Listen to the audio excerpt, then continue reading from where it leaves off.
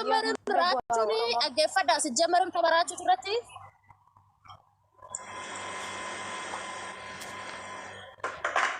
So gahee silaalal gahee midhaanii miti jabummaa isaatiif sappoortii godhamuu qabaayyuu dhugaa waaqayyoo jechuudha. Mi'aaquu isaa biyyoonuu laata.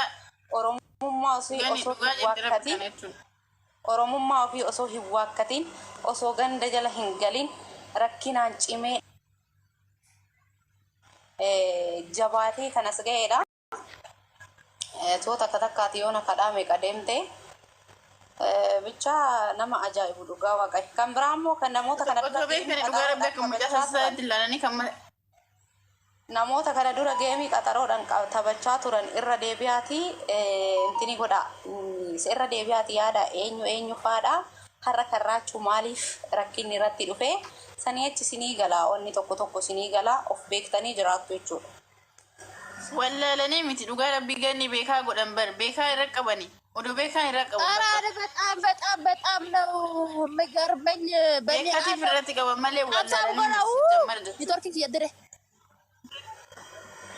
Ganni na antini galchira. Ganni sagaleen kiyya jiru. Injira habibti na butee galchira injira. Maali torki nadi dabarre anana asaasin nana geessa silkiin allage koppiliin godhaa siniin galcha. Tokkoffaa ila uummata Oromoo.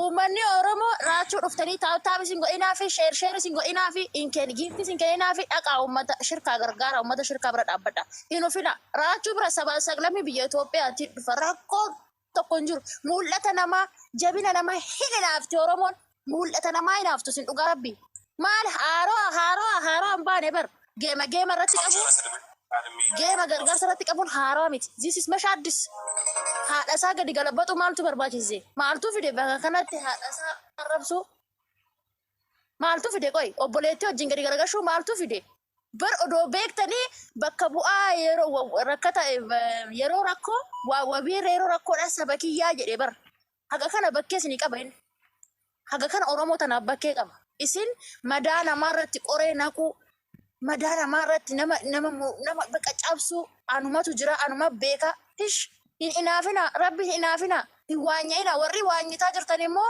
odoo eshi taphni ustaaza Hamzaatii fi taphni raachuu gaaf tokko kan ustaaz Hamzaa maaliif aksisitan maaliif jimaata irra gootan kan isaa wal mari'attanii jimaata irra gootanii mi saa walala jimaata irra maa gootan an ustaaz Hamzaa isas immoo odoo yaamtanii lekki kootu yookaan ji'a torba dabarsi yookaan sagas taphatanii waa sin dida inaaftuman miqqanyoota sin dhugaa waaqayyo uummata miqqanyaan takkana gara uummata tiktok kanarra jiru si jammaru uummanni kaayiroo moo shuxaamota hudduu keessan hin banina numatu taphataa numa beekan jeena mata kaayiroo dadhabnee yunutam warra kaayiroo kana ajandaas bocee nutti gadi fidu uummata chiggaaramtu warra kaayiroo hudduu keessan cuqqaladhaan irraa gettaa dhugaa rabbi sinumaa dadhabne nuti qinqinaamoota ilmaan qinqinii. Amma baales ta'e booles ufaa biyyoobtu emboc alamaara baales ta'e booles hin taphataa miiraachuun wayi hafa. Afaan jiru garuu akkaakuun isaatu si aarsa barganni si aarsa dhugaa rabbii. Moo'ee ani malee homaan qabu jedhee namatti of gadi galakkisee jechuudha. Akkamitti namni akkanatti godhu garuu dubbis si aarsa akkaakuunis si aarsa bari. Giddiidhaan siyaasa seesisu dhugaa waaqaani siyaasa keessa sanyummaa keessa illee jiru argaruu allaalee badaan gubadhe dhugaa bakka ምንድነው ወደ እግዚአብሔር አካቲ ጎራ ገባቱ ሲታሲሱ ግዲዳን በስላሴ ስም ኬሰ ሲገልቸ ረቢ ኦፊንን ቤከን እትመን ነጋን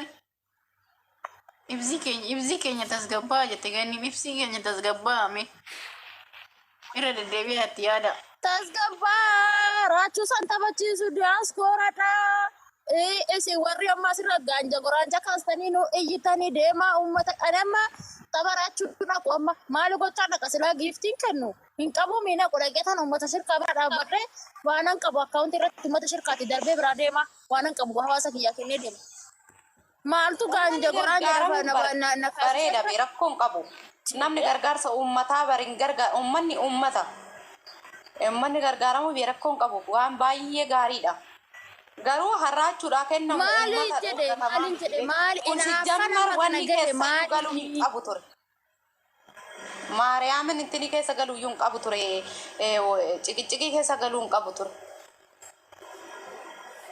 Kan habaaboon darbine hunda Anuma tagariisa beka garagarsee. jedhan beentala god anuma beka this is anabas this is anabas ana bekan kun of nama wallaalchisa anuma bekan jeena mata qinqinee guddina namaan jaallanne mul'ata namaan jaallatan haala jira habibti ani amma dhugaa jirtu sini hima gaafa baraachuu bira naqu hawaasuma bira dhaqee tan hawaasa kiyya gargaaree waan qaba hawaasa kiyya kennee bira deemu raachuu bira maal gochaa dhaqa giftarraa dhaqu isin qinqiniin ta'ina hudduu keessanii fooqqatina keessattuu biraddisti dhiqaan iyyina warri biraddisti dhiqitan usi biraddisti dhiqi waan qabdu hawaasa kee diken waa'ee raachuu dhiisi mul'ata namaa yoo hin jaallanne biraddista xaabi zumbilesh biraddisti shini xabi Bamado kottee fal'aanaa uzzadi hoolaa duuba deem. Sabbaa keetii raachuu bira geessa. Saroota ilmaan saroota uummata qinqini haadha isaa gadi galabbatan booda uummata nama du'e irraa dhimma qabu barisin. Raachuun dhaabataan jira isa gadi galabbattanii maal gocha haadha isaa bira dhaqxan. Cittaamoota. Siyyaa beedheera intinaa eenyu maqaansaa. Itti fufaasin hamboo koo isin gashaa. Silkiin allagee abboo nama naa gashuu dide. Dubbadhu Habibti galbi. Dubbadhu mee mataan nu gubatee oolu.